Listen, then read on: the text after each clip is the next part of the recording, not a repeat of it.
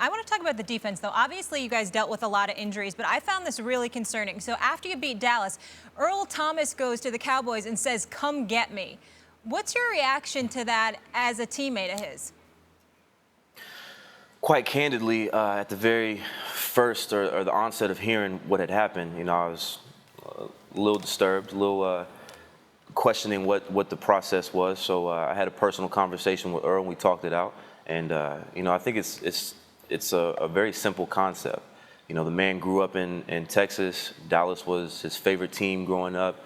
And if he has an opportunity to play with them when his career is getting towards its end, then all for it, because we're still kids playing a game. Let's not forget that. I think we take ourselves a little bit too seriously at times, and this is another case of that. Earl is a very passionate player, and obviously his play hasn't diminished. No matter what happens, when he's on the field, he's on the field, and he puts it all out there on the field for his brothers. So, once I had a conversation with him, and then actually diving into what had happened, it wasn't much of an issue. You were the leading receiver for the Seahawks this year. Russell Wilson is Russell Wilson. Do you guys need more help on the offensive side of the ball? I don't think so, honestly. I mean, yeah, we would love to have more weapons. We'd love to have more talent, but I don't think we need more, if you say that. You have Jimmy Graham, you have Paul Richardson, you have Tyler Lockett. These guys are game-changing players on the offensive side of the ball, and you throw Russell Wilson in there with all these weapons.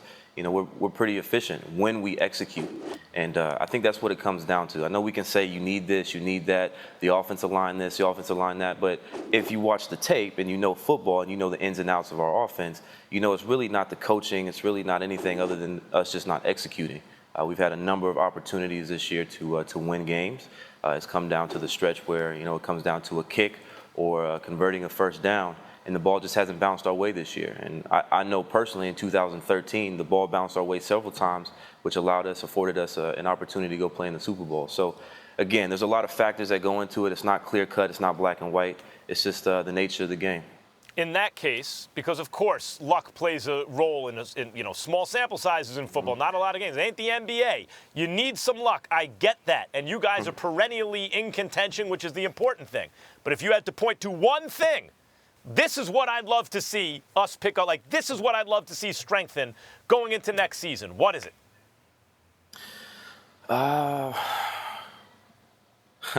There's a lot of things. But I think it all trickles down from us as building our culture and our environment in the locker room and in this building, obviously, this facility. And it starts with the top. Pete has done a tremendous job in the past of preaching his philosophy and what he wants in the culture and the environment. And us as players, we just got to go back to that. We got to go back to the basics and really buy in again, because the formula is there. Obviously, it's there. We've been a very successful team the past 6 years, past 7 years. Been to the playoffs consecutively.